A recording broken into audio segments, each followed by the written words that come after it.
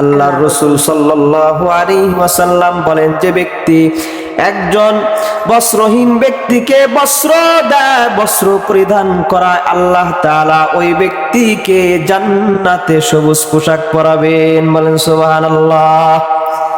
আল্লাহ তাআলা ওই ব্যক্তিকে জান্নাতি সবুজ পোশাক পরাবেন। বলেন সুবহানাল্লাহ। হযরত ওমর রাদিয়াল্লাহু তাআলা আনহু রাখানা হাদিস, হযরত ওমর রাদিয়াল্লাহু তাআলা আনহু একটা নতুন জামা পরিধান করলেন। তার পরিধানকৃত জামাটা পরিধান করার পরে তার যে পুরাতন জামাটা ছিল, এই জামাটা সে দান করলেন। আর একখানা হাদিস বর্ণনা করলেন যে আমি আল্লাহর রাসূল সাল্লাল্লাহু আলাইহি ওয়াসাল্লামের কাছে শুনেছি, যে ব্যক্তি তার পরিধেয় পুরান কাপড়টা কাউকে দান করবে, আল্লাহ সুবহানাহু ওয়া তাআলা তাকে ওই কাপড়ের অংশ একটা টুকরা, যতক্ষণ পৃথিবীতে আল্লাহ তাআলা হাজারো কোটি ধরনের মাখলুক সৃষ্টি করেছেন, তন্মধ্য থেকে আল্লাহ তাআলা মানুষকে আশরাফুল মাখলুকাত করে সৃষ্টি করেছেন, অর্থাৎ সৃষ্টির শ্রেষ্ঠ জীব তারা হলো মানুষ। আর এই মানুষ সামাজিক জীব, সে একাকী বসবাস করতে পারে না, একাকী সে চলাফেরা করতে পারে না। তাকে চলতে হলে সমাজবদ্ধ হয়ে সমাজের সাথে চলতে হয়। আর প্রতিটা মানুষই একজন আর একজনের কাছে মুখাপেক্ষী।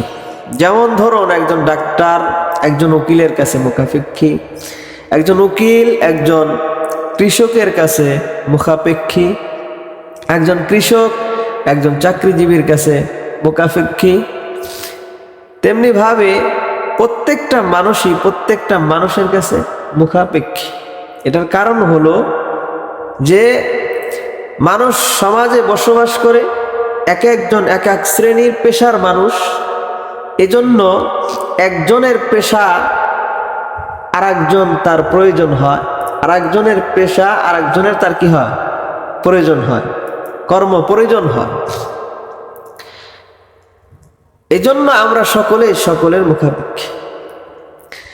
আবার এই সমাজের মধ্যে কিছু মানুষ আছে যারা ধনাঢ্য, আর কিছু মানুষ আছে যারা দরিদ্র।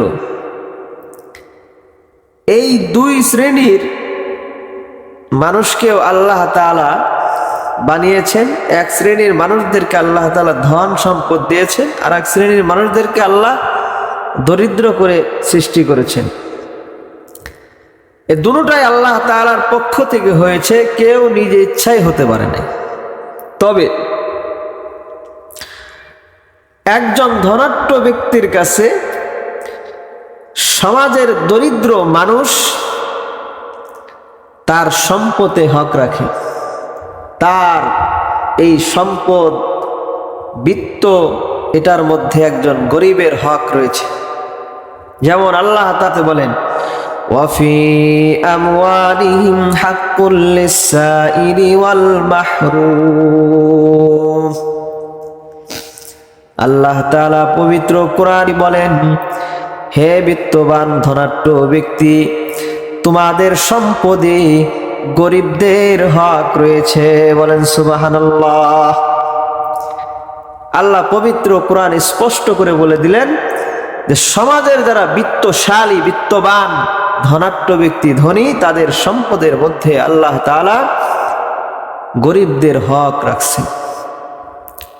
বর্তমান সময় শীত মৌসুম, এই মৌসুমে কত মানুষ বস্ত্রহীন, কত মানুষের ঘরে গায়ে দেওয়ার মতো একটা লেপ নাই, একটা কম্বল নাই, শীতের একটা পোশাক নাই।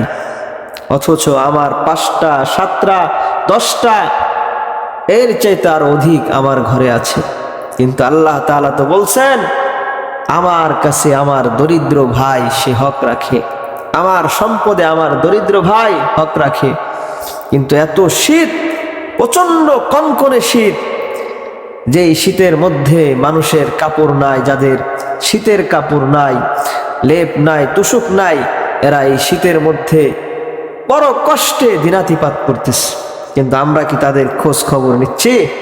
আমরা তো আল্লাহ তাআলার দেওয়া নিয়ামত ভোগ করতেছি, আল্লাহ তাআলার নিয়ামত আল্লাহ তাআলা আমাদেরকে দিচ্ছেন, ভোগ করতেছি। কিন্তু আমাদের এই নিয়ামতের মধ্যে যে গরিবদের একটা হক রয়েছে, বর্তমান সময়ে যে হকটা তাদের, সেটা হলো একজন দরিদ্র মানুষ যার পোশাক নাই তাকে একটা পোশাক দেওয়া, যার ঘরে একটা লেপ নাই লেপ দেওয়া, যার একটা তোষক নাই তোষক দেওয়া।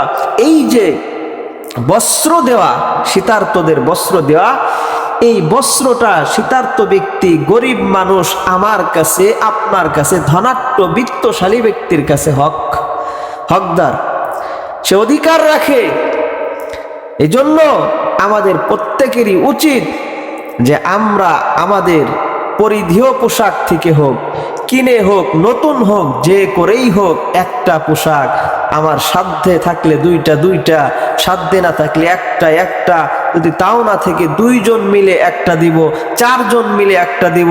এরকম ভাবে যদি আমরা সমাজে এই উদ্যোগ নিতে পারি, তাহলে আশা করা যাবে ইনশাআল্লাহ আমার সমাজ, অন্তত পক্ষে আমার সমাজ, আমার আশপাশ, আমার প্রতিবেশীরা আমার এই হকের মধ্যে সামিল হয়ে যাবে। তারা তাদের শীতটাকেও তারা সুন্দর মতো কাটাতে পারবে, কষ্টে না, তারাও সুখ স্বাচ্ছন্দ্য মতো গরম পোশাক গায়ে দিয়ে, লেপ কম্বল গায়ে দিয়ে শীত অতিবাহিত করতে পারবে।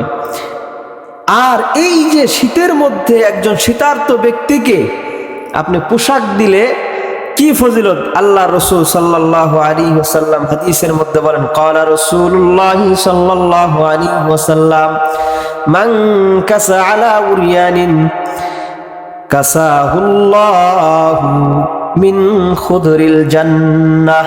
আল্লাহর রাসূল সাল্লাল্লাহু আলাইহি ওয়াসাল্লাম বলেন, যে ব্যক্তি একজন বস্ত্রহীন ব্যক্তিকে বস্ত্র দেয়, বস্ত্র পরিধান করায়, আল্লাহ তাআলা ওই ব্যক্তিকে জান্নাতে সবুজ পোশাক পরাবেন। বলেন সুবহানাল্লাহ।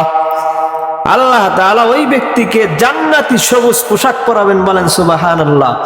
হযরত ওমর রাদিয়াল্লাহু তাআলা আনহু রাখানা হাদিস, হযরত ওমর রাদিয়াল্লাহু তাআলা আনহু একটা নতুন জামা পরিধান করলেন। তার পরিধানকৃত জামাটা পরিধান করার পরে তার যে পুরাতন জামাটা ছিল, এই জামাটা সে দান করলেন। আর একখানা হাদিস বর্ণনা করলেন যে আমি আল্লাহর রাসূল সাল্লাল্লাহু আলাইহি ওয়াসাল্লামের কাছে শুনেছি, যে ব্যক্তি তার পরিধেয় পুরান কাপড়টা কাউকে দান করবে, আল্লাহ সুবহানাহু ওয়া তাআলা তাকে ওই কাপড়ের অংশ, একটা টুকরা যতক্ষণ